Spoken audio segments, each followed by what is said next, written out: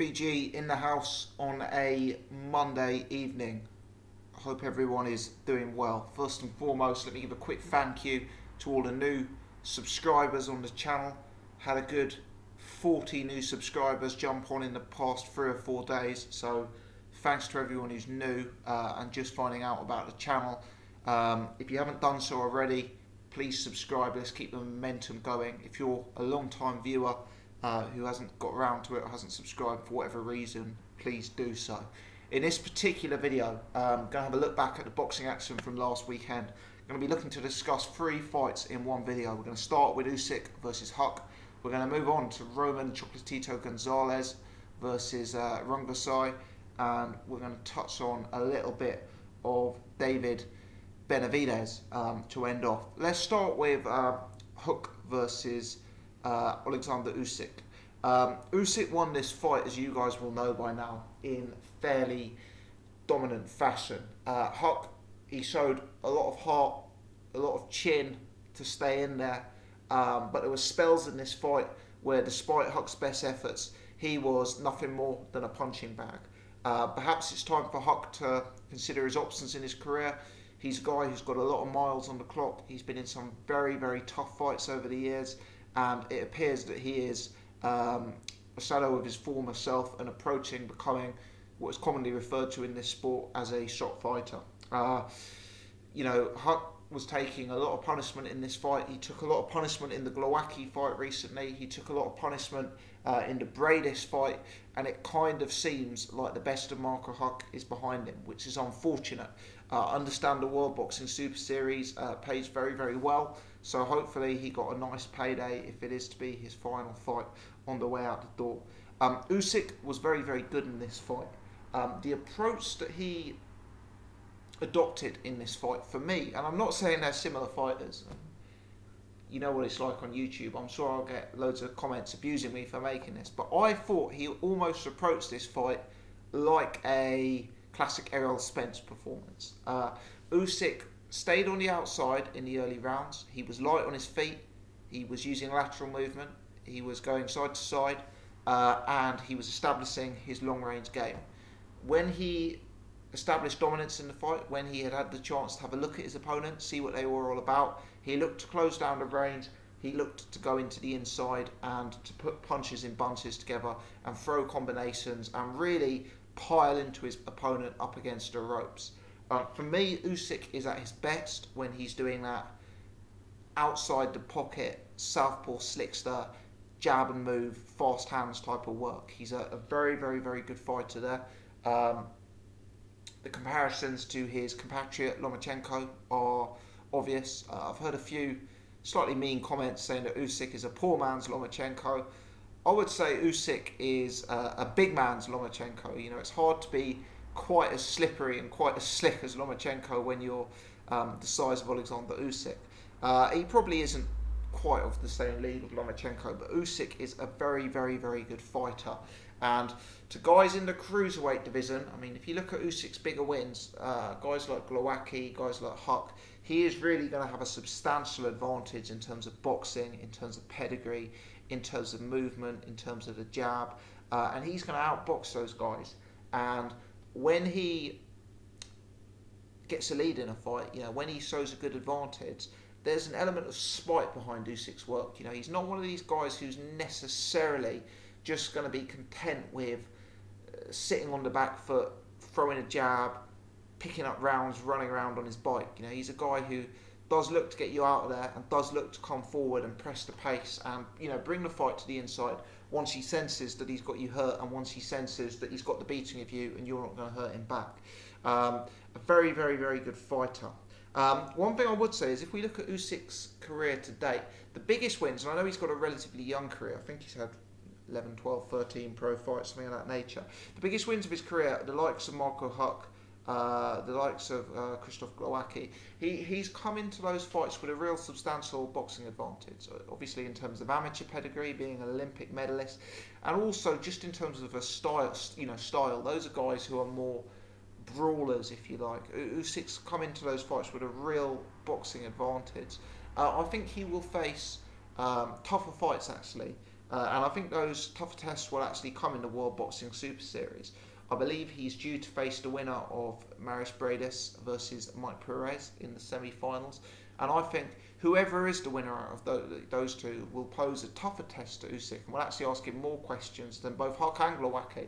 I think those guys are slightly shrewder boxers. I think those are guys with increased technical capability. Mike Perez certainly had an illustrious amateur career. I'm not sure about Bradis, but he appears to be a schooled operator in there. And I think those guys will represent a tougher test because I think Usyk looks very, very good. You know, stylistically, he's extremely well matched against the sort of brawler slugger type that you see in Marco Huck and Krzysztof Glowacki. And look, Krzysztof Glowacki, Marco Huck, these are top level names. I'm not suggesting that these are crude pub brawlers. They're highly successful operators who campaign towards the top of boxing. So enough credit and enough respect to those guys. But in terms of the styles, in terms of who's going to win in a contest of moving and jabbing and that sort of thing, Usyk has a big advantage over those guys. So I suspect Usyk's got tougher tests ahead of him, and I expect he won't be able to cruise through this World Boxing Super Series purely in first gear. But you'd have to say at this point he is the most likely winner of the tournament. He is the consensus #1 at cruiserweight, and he's a guy who is really, really, really impressive. You know, after the performance, I got a lot of tweets saying Usyk's gonna do very well at heavyweight. You know, a lot of people thinking that Usyk gives Anthony Joshua a hell of a lot of problems, and I can see why. The heavyweight division lacks at the minute a high-class fighter like an Alexander Usyk. It lacks a highly mobile boxer who can use a huge amount of lateral movement, but also come forward with aggression, with spite. You know, imagine if a peak Bryant Jennings had a lot more power and a lot more spite and a lot more amateur pedigree. You know, he'd be someone to be feared. Imagine if Malik Scott had the same offense as Alexander Usyk. You know, he'd be feared. Imagine if, peak David Haye, when David Haye fought Vladimir Klitschko, imagine if that guy was active in the heavyweight division. You know, these guys would be threats. And Alexander Usyk, he potentially can be that guy. He can be. I worry if his style will be as effective at heavyweight. He's a very big cruiserweight, don't get me wrong. But in the day and age of the heavyweights now, where you've got guys like Deontay Wilder, Tyson Fury, Klitschko, Joshua at the top, he's going to be a small guy. You know, he's actually going to be a smaller guy than most of the top heavyweights out there. And for a guy like Usyk, who uses that sort of long-range outside boxing style, I think his size disadvantage in those fights could be to his detriment. For example, if he were to fight Deontay Wilder, he certainly would be the more technically astute out of the two guys. He'd certainly be the more schooled amateur. He'd certainly be the classier technician out of the two. However, in order to get his work off in the manner with which he likes to, from the outside, he would have to get into Deontay Wilder's range, and he would have to contend with a jab coming at him from long distance, which is something that he's probably not having to deal with in the cruiserweight division.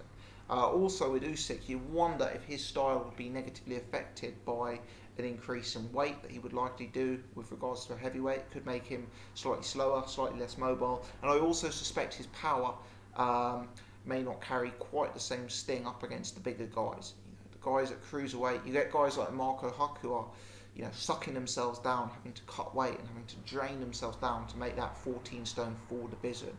It's going to be a different kettle of fish when you face guys who are 60, 70, 100 pounds more in Jarrell Miller's case. It is a huge gap. It is the biggest gap in weight classes in boxing, as you guys know. So I'm not sold on Usyk as a heavyweight just yet. I think he will struggle to. I think heavyweight is a lot deeper than cruiserweight, and I also think his size disadvantage and style will possibly be less effective upper heavyweight. But there you go.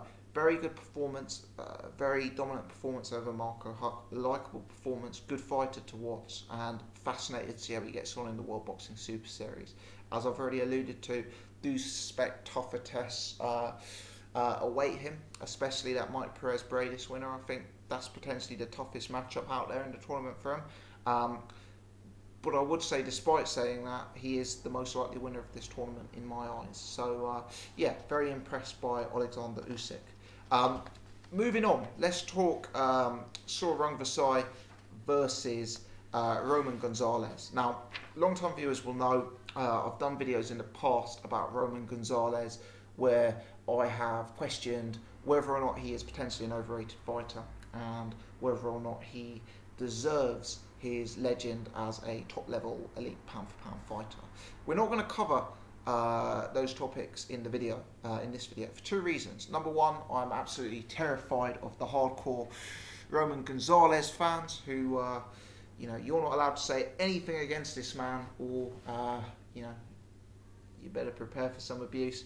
And number two, we've already covered that, so this is going to be a post-fight review of Rungvisai rather than a general appraisal of Gonzalez's entire career to date. If you want that, I'm afraid you can go elsewhere.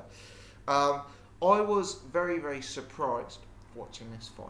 Very, very, very taken aback actually watching this fight. If you rewatch the first fight, you can see how both guys have certain advantages going up to the fight. And for my money in that first fight, Gonzalez allowed himself to fight Rungvisai's fight. He found himself standing in front of the bigger man. He found himself standing in front of the guy who arguably had more power. And really, he got into a bit of a barroom brawl type of affair that played completely into Rungvisai's hands. Now, he had the benefit going into this fight, both guys did, of 12 rounds of experience. You know, he was aware of his opponent. He knew what his opponent brought to the table. He knew what his opponent would do. Likewise, Sor Rungvisai had that experience whatsoever.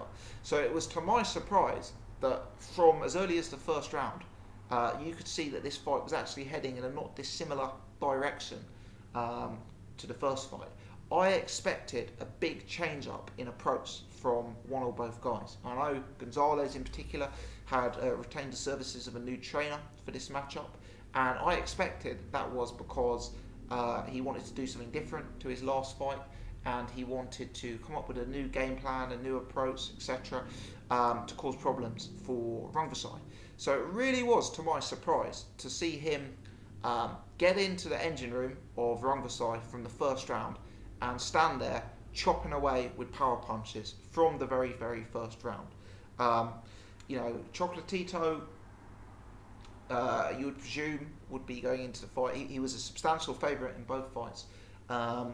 Any boxing advantages Chocolatito may have had in this fight, he negated himself by simply standing in front of Rungvisai and really going to war with him. You know, it was a brave performance. It was a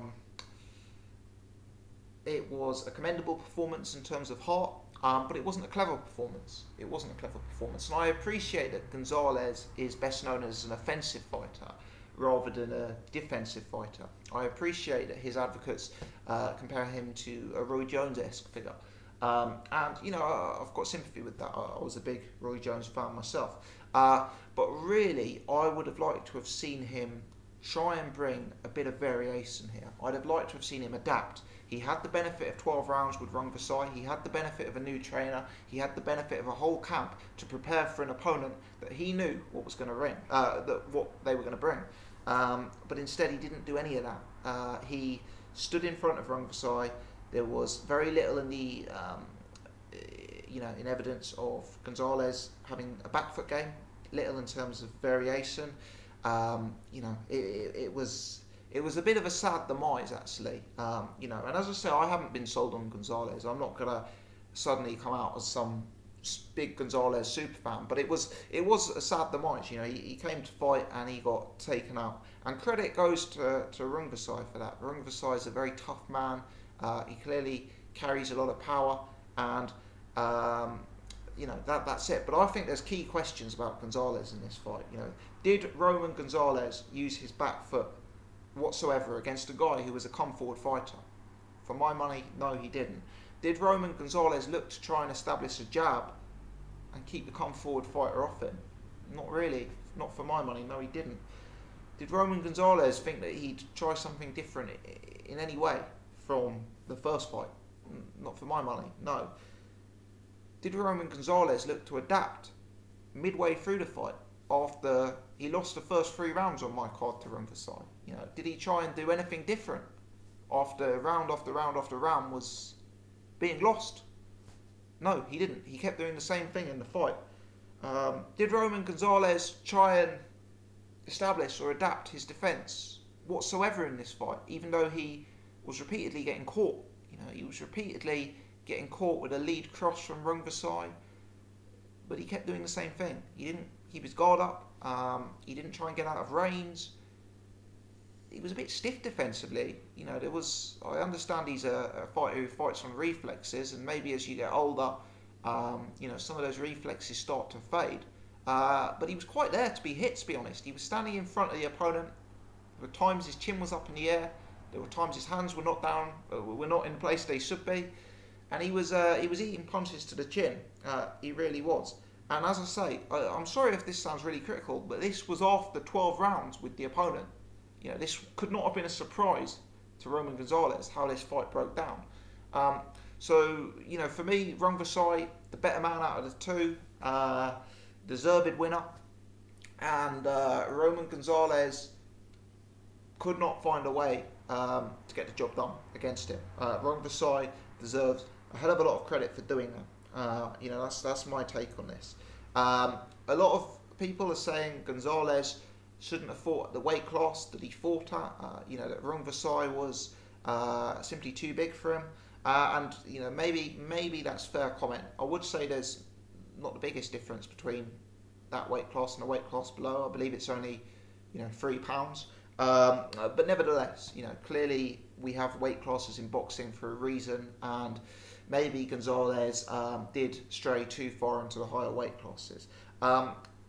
But some of the deficiencies, and I think this has always been my concern about Roman Gonzalez, some of the deficiencies in his game just can't be explained, you know, by a weight class. You know, it's very easy to blame it on the weight class, but the fact of the matter is that he was standing in front of an opponent with no back foot game, limited jab, with his chin up in the air, and limited defence. You know, that's... maybe he'd have had the power to blast the guy out of there if it was a couple of weight classes below. But that is a technical... These deficiencies in this game, for my money. You know, even if Rungvisai had been a slightly smaller man, I don't think Roman Gonzalez would have mythically developed a supreme defence if Rungvisai was a few pounds lighter. You know, maybe he would have just sucked the punches up on his chin. I don't know. But for me, I was very disappointed, and for a fighter who has been as praised as he has, I was surprised to see so many gaps in his game, and I was surprised to see so little in terms of variation and adaptation. Maybe he's come to the end of his career. That's unfortunate if it's the case. As for Rungvisai, you know, huge credit to him. I've enjoyed watching him. A likeable fighter to watch. I'm afraid I am going to say I suspect Rungvisai gets beat at some time soon, because Rungvisai is a very, very good fighter, but a slightly predictable fighter. He is another guy who is not the hardest to read. He is not the hardest to predict. He's very, very good at what he does, but I would expect a truly elite boxer who can get on his back foot, who can make you miss and counterpunch you, who can frustrate you by staying out of range, who can establish a jab against you, you know, who can keep his hands up by his chin, and, you know, that sort of thing. I would suspect a complete boxer will find a key to beating Rungvisai in the future. I don't think Rungvisai is going to go on a reign now where he beats top contender after top contender after top contender. I think he is a beatable fighter himself. I just think on these 2 nights he's had the style to impose himself on Roman Gonzalez, and he's had the style to get Roman Gonzalez beat on both of those occasions. But a huge amount of credit goes to him. I understand he's earned pretty modest purses for the 2 fights he's had against Gonzalez, and hopefully the 2 victories will allow him to get some big fights and create some solid financial future for himself and his family. Moving on, David Benavidez versus Gavril. Now, I'm going to admit that I have a slight, I don't know if bias is the right word, I had a slight misconception going into this fight. So I'll admit I had actually not seen David Benavidez box before. This is my first time watching him box. And a few of the guys on the podcast I do, most notably Irish Tom, have hyped this guy to the nth degree. Irish Tom, who I'm sure will be watching, actually had David Benavidez in his top 10 pound for pound when we did a pound for pound list recently on the show. So I guess I tuned in to watch this fight, expecting to see something else from David Benavidez. You know, I was expecting to see a truly elite talent that I was blown away for. Now, the reason I'm declaring this at the start of this piece is if I hadn't had that experience, and if I had just switched on to watch David Benavidez, I'd probably think, you know, fairly good fighter, some good fundamentals, does some things in there really nicely. Obviously, he's a young guy. I believe he's only 20 or 21, something like that. So still a bit raw, still got a lot to work on. But the way this guy has been hyped, and it's not just Irish Tom, by the way. There's a lot of people out there who rate this guy as the you know, the second coming. The way this guy has been hyped is potentially gone too far, because the performance against Gavril was very, very workmanlike, I thought. I thought Benavidez probably deserved to win the fight, but it was close. It was a split decision. I actually think one of the judges, if I recall, had Gavril winning the fight quite widely, potentially. I think he had Gavril winning it by 5 rounds. And Gavril, of course, scored the knockdown as well in the fight. So, you know, Benavidez, let's get it straight, is potentially a beatable fighter, because Gavril almost got his job done against him. And as I said, I probably edged to Benavidez, but it was a close fight. You know, it was a close fight, this. And looking at Gavril, he's another guy who I can't pretend I've been watching Gavril since his amateur days. If you're one of these boxing encyclopedias who spends their evenings reading encyclopedias and history books, you know, I'm sure you'll be able to tell me that Gavril is some supreme fighter. But to me, Gavril didn't look like anything too special in there, and he was asking a lot of questions of Benavidez. Yeah, Benavidez has talent, undoubtedly, but I think he needs to be kept well away. I think they made I don't know if he was invited to the Super 8 tournament or if he wasn't invited and he was ignored, but I think it's a huge blessing in disguise he wasn't in that tournament, because, you know, whilst people on my podcast think that he wipes out the super middleweight division and thinks that he you know, runs through them, I'd pick a lot of fighters to beat him on that performance. I mean, just in terms of the UK fighters, honestly, I'd pick the Gale, Groves. I'd probably pick, well, I would pick Eubank to beat him. I wouldn't rule out the likes of a Callum Smith to beat him, to be honest. He looked very, very beatable. What I will say is, to be fair to the guy, he's 20 years old. He is a young fighter. He's clearly still learning his trade. He's very raw. But he's a world champion now. And, you know, he's in a position where I think he's going to have to be very, very carefully matched. Because if he has 2 or 3 years of careful matchmaking, potentially he can make into a very, very good fighter. But right now, if he were to fight in a unification fight or something like that, I think he'd be exposed. And the other thing I noticed about him, I don't know his dimensions. He looked very, very, very big to me. So I don't know if maybe he's cutting a lot of weight to get down to 168. And I don't know if that made him look very flat, but I thought it was a flat performance. Like in terms of his physique, and I might be miles out here, I thought he had a similar physique to like a sort of Callum Smith, Gilberto Ramirez fighter. Ramirez, I think, is a far hotter talent, if I'm honest, than Benavidez. You know, I look at Ramirez. I see Ramirez as such a fluid boxer. You know, he's mobile. There's flow to his work. Everything's quite, you know, he's smoother. For me, Benavidez, he looked robotic, he looked stiff, he looked upright. He kind of just trudged forward, and he was quite open to getting caught. Maybe it's because he's so tall and he's a bit upright. I thought he was particularly open to getting caught to the body. He also looked, and this is why I'm wondering if he had to cut a lot of weight, or, you know, clearly at 20 his body's probably still growing and developing. Maybe he's going to grow out of that weight class, I don't know. But he looked very slow-footed to me. He looked very, very slow-footed. And as I say, it's my job now to go and watch some of his other fights. I understand he's looked electric in the past. But this was his big stage, you know, this was his stage for a vacant world title. This was his stage on a big bill that was going to. I don't know, it wasn't on the. It wasn't. To be fair, it wasn't on the same belt. But this was his. This was his. You know, the biggest stage of his career to date. Let's put it that way. And for me, he looked disappointing. He looked open. He looked predictable, and the performance didn't justify the hype. Let's hope he learns from it. Let's hope he improves for it, and let's hope he's matched sensibly. But I think it's far too early to be calling him top 10 pound for pound based on that. You know, on that performance alone, he isn't top 10 super middleweight, let alone top 10 pound for pound. Let me know your thoughts, guys. I assume this is going to be a fairly unpopular video because I have dared to question the fan favourites that are Roman Gonzalez and that are David Benavidez. But look, I do this channel to express my opinion.